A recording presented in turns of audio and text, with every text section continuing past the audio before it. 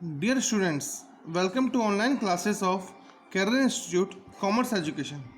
आज इस चैप्टर का 4th सेशन है और न्यूमेरिकल सेकंड सेशन है। इससे पहले की क्लास में इंटरनेशनल कैपिटल्स के रूल्स और क्वेश्चंस किए थे। इस सेशन में हम इंटरनेशनल ड्राइंग के रूल्स सीखेंगे और उसके बाद कुछ न्यूमेरिकल क्वेश्चंस करेंगे। नाउ इससे पहले कि हम इंटरनेशनल ड्राइंग के बारे में समझते हैं, फर्स्ट ऑफ ऑल उसके मेथड्स क्या होते हैं ये जान लेते हैं। Methods of calculation of international drawings. First method होता है इसमें product method. In this method we have to find out the number of months from the date of drawings. इस मेथड में हम ड्राइंग जिस डेट को की गई है उस डेट से साल के एंड तक का टाइम निकालते हैं, जिससे हमारा जो ड्यू रहा हमारा अमाउंट उस पूरे साल में वो कितने महीनों के लिए या कितने दिनों के लिए ड्यू रहा वो सब निकालते हैं। अपने date of closing of the financial year multiply the amount of drawings, और उसके बाद जो अमाउंट है ड्राइंग्स का वो इन मंथ से, ड्यू डेट से, ड्यू डेज से या ड्यू मंथ से मल्टीप्लाई कर दिया जाता है। And then make total of this products, और उसके बाद इन प्रोडक्ट्स का जो प्रोडक्ट आता है उसका टोटल करा जाता है। Now the interest on drawing will be, अब ड्राइंग कैसे निकलेगा, प्रोडक्ट्स का total multiply by rate of interest upon 12 into 100। अगर पूरे के पूरे महीने में वो जो ड्यू टाइम है वो मंथ्स में आ रहा है तो तुम 12 से कर देंगे। अगर वो डेज में आ रहा है निकल के, मान लो अगर किसी ने 1 जुलाई को विड्रॉ किया है अमाउंट, तो जुलाई से हम अगर मार्च तक का देखेंगे तो 9 मंथ्स होते हैं। इसका मतलब है वो तो मंथ्स में आ रहा है, लेकिन अगर किसी ने विड्रॉ किया है अमाउंट 26 जुलाई को तो वहाँ पर डेज कैलकुलेशन आ जाएगी। तो डेज कैलकुलेशन के लिए हम लोग डे का प्रोडक्ट निकालेंगे और लेकिन डिवाइड करेंगे 365 से, और इन केस ऑफ मंथ हम डिवाइड करेंगे इसको 12 से। Second method is average due date method. Each drawing is multiplied by its number of months, due months, and all such products are added.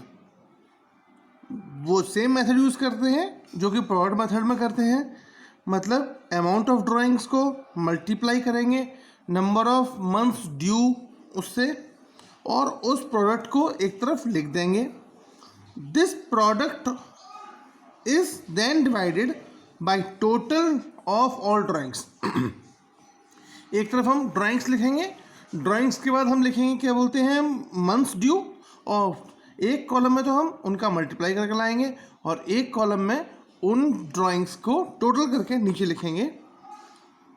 और 10 number of months are found out by which, उससे हम average months, average जो time है months का वो हम find out कर लेंगे।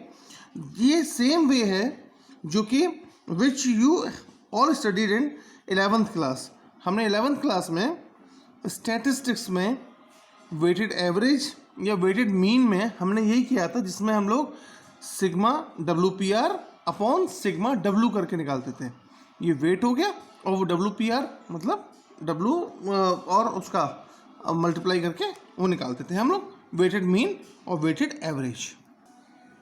Third method is simple method. This is the simplest but the longest of all methods.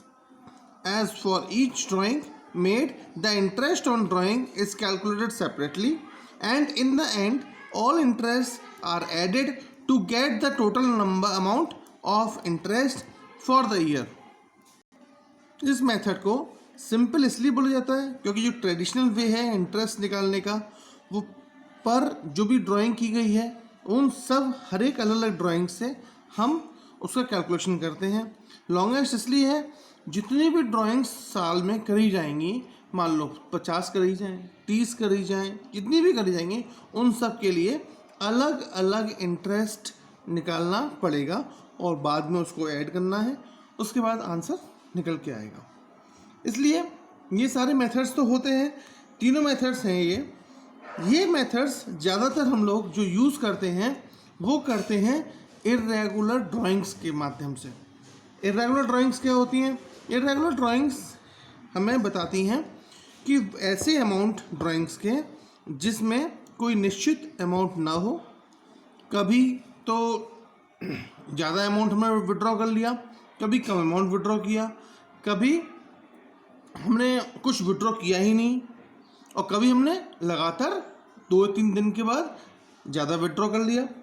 तो इसका मतलब है जब हमारे पास इर्रेगुलरिटी होती है, ये हम बोल सकते हैं all these methods are suitable when the partners have made the drawings on a irregular basis or with different amounts. But if the drawing is done by a partner on a regular basis, means on a definite date of the month, and the amount of drawing is also fixed, then along with the above method there is a short method by which interest on drawing will be calculated.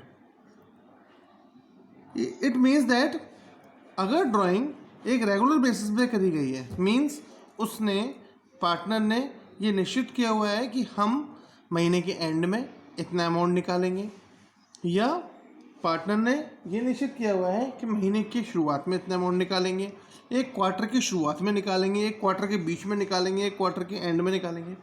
ये अगर किसी partner ने निश्चित किया हुआ है तो ऐसे ड्राइंग का इंटरेस्ट का कैलकुलेशन हम product method, average due date method और सिंपल मेथड से तो कर ही सकते हैं, संग में उसके लिए एक शॉर्ट मेथड और है। वो क्या है? For this we have to find out the average period. इसके लिए हमें एक एवरेज पीरियड कैलकुलेट करना होगा जो कि इस फॉर्मूले से निकलेगा। Average period time left after first drawing, मतलब जिस टाइम पे उस साल में, उस फाइनेंशियल ईयर में या उस कैलेंडर ईयर में उस पार्टनर ने, उस बंदे ने जब ड्राइंग करी है उसके बाद से फाइनेंशियल ईयर की क्लोजिंग तक कितना टाइम बचा है, वो टाइम यहाँ पर लिखा जाएगा फर्स्ट पार्ट में। और जिस तारीख को उसने लास्ट ड्राइंग करी है, मींस लास्ट डेट को करी है या मंथ के पहली डेट को, लास्ट मंथ के पहली डेट को करी है, उसके बाद से कितना टाइम बचा है उस टाइम को यहाँ पर लिखा जाएगा, अपॉन 2 किया जाएगा। इससे हमारा एवरेज पीरियड निकल के आएगा।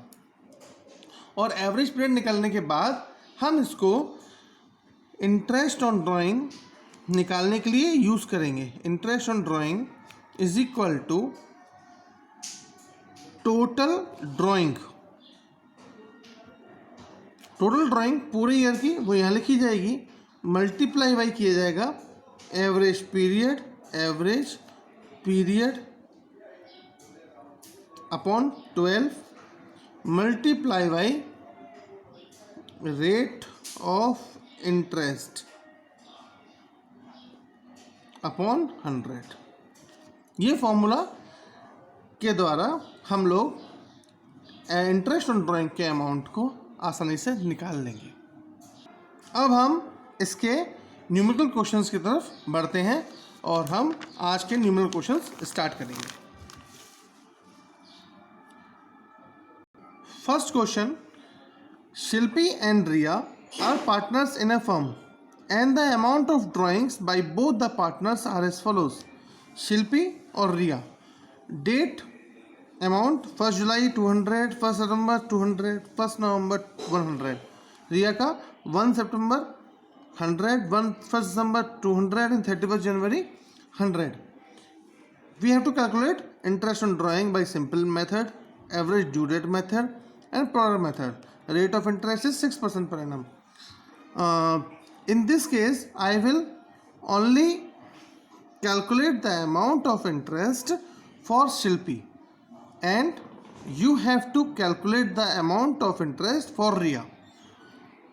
So, जब आप रिया का अमाउंट कैलकुलेट करने के बाद आप डाल देंगे तो आप उसके बाद अपने कमेंट सेक्शन में, वीडियो कमेंट सेक्शन में आप उसका आंसर दीजिएगा अगर कोई क्वेरी होगी तो मुझे आप उसका सॉल्यूशन देने के लिए बोल सकते हैं, मैं उसका सॉल्यूशन आपको दे दूंगा। तो फर्स्ट ऑफ ऑल हम शिल्पी के केस में करते हैं और ये है सिंपल मेथड। सिंपल मेथड में हम फर्स्ट इसका फॉर्मेट बनाएंगे। फॉर्मेट क्या है? ये है शिल्पी के केस में, शिल्पी। तो date of drawing,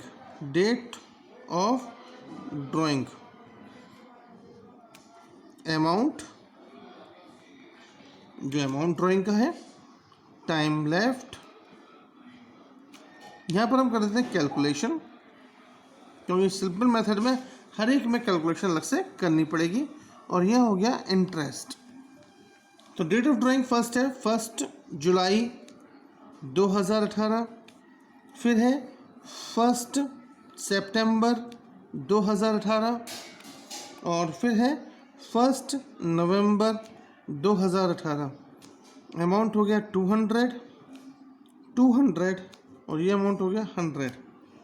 time left है, इसमें टाइम लेफ्ट हो गया 1 जुलाई से लेके 31 मार्च तक का टाइम, तो 9 मंथ्स हो गया। 1 सितंबर से लेके 31 मार्च तक का टाइम, तो सितंबर, अक्टूबर, नवंबर, दिसंबर, जनवरी, फरवरी, मार्च, तो 7 मंथ्स का टाइम। नवंबर से हो गया हमारा 5 मंथ्स का। नाउ हम कैलकुलेशन करते हैं। 200 multiply by 6/100 multiply by 9/12। Same ऐसे ही 200 मल्टीप्लाई बाई 6/100 और मल्टीप्लाई बाई 7/12। अब 100 मल्टीप्लाई बाई 6/100 और मल्टीप्लाई बाई 5/12। अब इन सारे केसेस में हमें कैलकुलेशन हर एक की अलग अलग करनी पड़ी। तो इसका इंटरेस्ट आया 9 रुपीज़, इसका इंटरेस्ट आया 7 रुपीज़ और इसका इंटरेस्ट आया 2.50 रुपीज़। तो ये आंसर आ गया हमारा 18.50। ये तो हो गया सिंपल मेथड्स। मैंने तो यहाँ पर केवल 3 ड्राइंग ली थी और उससे ये बहुत छोटा आंसर लग रहा है, लेकिन किसी किसी फर्म में बहुत ज़्यादा ड्राइंग होंगी तो हर एक की कैलकुलेशन हर एक बार अलग करनी पड़ेगी। अब मैं इसी क्वेश्चन को आपके एवरेज ड्यू मेथड से करने की कोशिश करता हूँ। तो इस मेथड में हमें date, amount, time left, product, ये हमें 4 कॉलम बनाने हैं। तो डेट में हमारा वही 1 जुलाई 2018, फिर 1 सितंबर 2018 और 1 नवंबर 2018 हमने ये ले लिया। और अमाउंट में 200 और 100 और इसमें 9, 7 और 5 और ये हमारा आ गया 1800, ये हो गया 1400 और ये हो गया 500। हम इसका टोटल कर लेंगे तो हमारा टोटल आता है ये 00, 8 और 4, 8 और 4 हो गया 12 और 17 का 1 और 3700 और इसका टोटल हो गया हमारा 500। तो जैसे मैंने बताया था एवरेज पीरियड निकालने के लिए हमारा फॉर्मूला बन गया 3700/500 या इज इक्वल टू 37/5। ये एवरेज पीरियड हो गया। अब इंटरेस्ट ऑन ड्राइंग निकालने के लिए, इंटरेस्ट ऑन ड्राइंग के लिए is equal two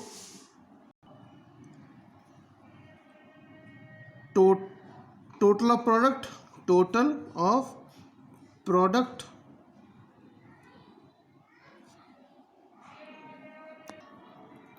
of drawing आएगा इसमें, इस फॉर्मूला में total of drawing, total drawing into average period upon 12 into rate of interest upon 100। तो टोटल ड्राइंग यहाँ पर हुआ 500 rupees multiply by average period हुआ 37/5 और इंटू 12, क्योंकि अपॉन 12 मैंने किया था, और multiply by rate of interest था हमारा इसमें 6/100। तो आंसर आएगा इसका 18.50 कैलकुलेशन करने के बाद। तो ये हमारा मेथड, दो मेथड हो गए हमारे अब, फर्स्ट मेथड और ये second method, average due method. हम करेंगे last method, that is product method. Third method is product method.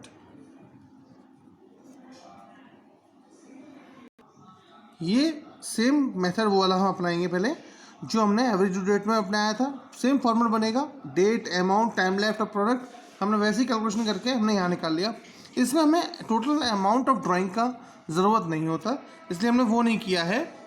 अब इसके बाद हम इसके फॉर्मूला लिखेंगे इसका, और उसका फॉर्मूला होता है interest on drawing, interest on drawing is equal to total product multiply by rate upon 100 और multiply by 1/12 is equal to 3700 multiply by 6/100 multiply 1/12। ये गया और इससे 2 बार गया, तो यहाँ पर रह गया ₹18.50। आंसर इसका भी 18.50 ही आया। अभी क्वेश्चन है इसमें, नया question. Parul withdraws ₹5,000 on a regular basis. Calculate interest on drawing when this rate is 5% and the drawing is on following conditions: withdraw regularly at the beginning of the month, withdraw regularly at the end of the month, withdraw regularly at the middle of the month, withdraws regularly at the beginning of each quarter, withdraws regularly at the end of each quarter।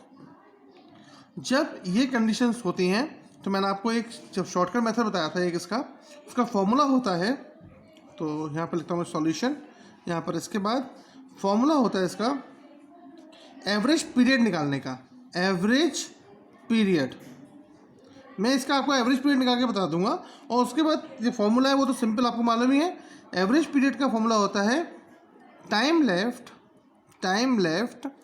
After first drawing, और plus करेंगे इसमें time left after last drawing, और upon करेंगे इसमें 2 को। तो is equal to, हम first case के में कंडीशन में हम टाइम लेफ्ट देखते हैं। फर्स्ट केस में जब पहली ड्राइंग की जाएगी मंथ के शुरुआत में, मतलब जो साल का पहला मंथ होगा उसके शुरुआत में की जाएगी, तो जो टाइम लेफ्ट होगा उस डेट के बाद वो होंगे पूरे 12 महीने। तो इसमें हो जाएगा यहाँ 12 महीने। और जब लास्ट ड्राइंग करी जाएगी इस केस में बिगिनिंग ऑफ द मंथ में, तो वो लास्ट ड्राइंग जो करी जाएगी, मान लो अगर वो जो सेशन है फाइनेंशियल ईयर है अप्रैल टू मार्च है, तो 1 मार्च को करी जाएगी वो ड्राइंग। तो 1 मार्च के बाद 31 मार्च तक के लिए 1 महीना हमारा रहेगा। तो time left after last drawing हमारी होगी 1/2। तो जो एवरेज पीरियड आएगा हमारा वो आएगा 13/2 इज इक्वल टू 6.5 मंथ्स। ऐसे ही सेकंड केस में जब हमारी एंड ऑफ द मंथ में हम करेंगे, तो एंड ऑफ द मंथ में हमारा आता है पहली ड्राइंग हमारी होगी, मान लो मैंने वही फाइनेंशियल ईयर हम एज्यूम कर रहे हैं अप्रैल टू मार्च, तो पहली हमारी जो ड्राइंग होगी वो होगी 30 अप्रैल को, और 30 अप्रैल को होने के बाद हमारे मंथ्स बचेंगे, वो बचेंगे 11 मंथ्स। और जो लास्ट ड्राइंग होगी वो होगी हमारी 31 मार्च को, तो उसके बाद हमारे मंथ्स बचेंगे 0। तो अपॉन 2 इज इक्वल टू, ये हो गया 11/2 is equal to 5.5 months. Third condition में ये है कि regularly at the middle of the month. Middle of the month का मतलब है जो फर्स्ट ड्राइंग होगी वो होगी 15 अप्रैल को। 15 अप्रैल के बाद से हमारे बचेंगे आधा महीना, हाफ मंथ। हाफ मंथ के बाद उसके बाद बचेंगे 11 महीने। तो हमारा फर्स्ट ड्राइंग के बाद हमारा टाइम बचता है 11.5 प्लस जो लास्ट ड्राइंग होगी वो होगी 15 मार्च को। उसके बाद हमारा आधा महीना बचेगा तो 0.5 बचेगा, यहाँ पर अपॉन 2 करेंगे तो is equal to 12/2 is equal to 6 months. ऐसे ही हम बात करते हैं withdraws regularly at the beginning of each quarter. जब हम बात करते हैं at the beginning of each quarter की, तो बिगिनिंग ऑफ ईच क्वार्टर में मतलब हमारा पहली विड्रॉइंग जो होगी हमारी वो होगी क्वार्टर के लिए 1 अप्रैल को। उसके बाद सेकंड विड्रॉइंग होगी हमारी अप्रैल मई जून जुलाई, अप्रैल मई जून फिर जुलाई को होगी। तो इसका मतलब है हमारे पहली विड्रॉइंग क्वार्टर पे करने के बाद हमारी होगी 12 महीने की, और जो लास्ट विड्रॉइंग होगी हमारी क्वार्टर के हिसाब से शुरुआत में अगर हम कर रहे हैं तो फर्स्ट होगी हमारी अप्रैल मई जून, फिर अगली विड्रॉइंग होगी हमारी जुलाई को, जुलाई अगस्त सितंबर, फिर अगली विड्रॉइंग होगी हमारी अक्टूबर को, अक्टूबर नवंबर दिसंबर, फिर अगली विड्रॉइंग होगी हमारी जनवरी को, और जनवरी के बाद हम कोई विड्रॉ नहीं करेंगे। तो जनवरी के बाद जो लास्ट विड्रॉइंग अमाउंट है हमारा वो जनवरी में है 1 जनवरी को, तो जनवरी फरवरी मार्च, उसके बाद हमारे बचेंगे 3 महीने अपॉन 2, तो ये हो गया हमारा 15/2 इज इक्वल टू 7.5 मंथ्स, ये भी हो गया। और फिफ्थ वाला है point withdraws regularly at the end of each quarter. End of the each quarter का मतलब हुआ हम आखिर में, क्वार्टर के आखिर में, मतलब जनवरी अप्रैल मई जून, तो जून के लास्ट में हम विड्रॉ कर रहे हैं, तो उसके बाद हमारा टाइम बचेगा 9 महीने का। उसका टाइम बचेगा हमारा जुलाई अगस्त सितंबर अक्टूबर नवंबर दिसंबर जनवरी फरवरी मार्च, तो हमारे बचेंगे 9 महीने। और जो हम लास्ट मंथ में हम करेंगे, लास्ट मंथ में मतलब मार्च के 31 तारीख को फिर से हम विड्रॉ करेंगे, तो उसके बाद हमारा टाइम पीरियड बचेगा 0, इसलिए अपॉन 2 इज इक्वल टू ये हो गया 9/2 इज इक्वल टू 4.5 मंथ्स। और इसके बाद हम, जैसे मैंने आपको पहले बताया था, जो फॉर्मूला होता है वो फॉर्मूला मैंने यहाँ पर लिखाया था आपको, interest on drawing is equal to, interest on drawing is equal to total drawing, total amount जो ड्राइंग का होगा वो, इनटू एवरेज पीरियड अपॉन 12। तो मैं एक करके दिखा देता हूँ, एक मंथ का और एक क्वार्टर का भी। तो मान लो फर्स्ट वाले एक करके दिखाया था और एक अब करके दिखाया था थर्ड वाला। तो इसका फॉर्मूला है total interest on drawing is equal to total drawing multiply by average period upon 12 multiply by rate upon 100। तो पहली कंडीशन में हमारी जो विड्रॉइंग अमाउंट होगा वो टोटल ड्राइंग हमारी होगी 5,000 रुपीज़ है, मल्टीप्लाई बाई 12 से होगा, मल्टीप्लाई बाई एवरेज पीरियड जो हमारा निकल के आया फर्स्ट केस में वो आया 6.5 अपॉन 12, और मल्टीप्लाई बाई रेट था हमारा 5% का अपॉन 100,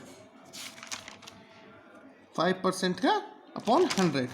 तो ये हमारा पूरा क्वेश्चन था। अब 12 से 12 गया, 00 से 00 गया, और अब हमारा आंसर होगा 55 250, 250 multiply by 6.5 is equal to 1625। ये हमारा आंसर हो गया इसका। अब मैं इसमें आपको बता रहा हूँ एक फोर्थ पॉइंट है आपका। टोटल ड्राइंग जो है हमारी वो है क्वार्टरली। तो टोटल ड्राइंग जो होगी इसमें फोर्थ पॉइंट में 5000, और क्वार्टरली बेस पर अगर हम ड्राइंग करेंगे तो 4 बार ड्राइंग करेंगे, तो 5000 इंटू 4 होगी, इंटू यहाँ पर हमारा rate of interest average period आया था 7.5, तो 7.5 अपॉन 12 मल्टीप्लाई बाई 5/100।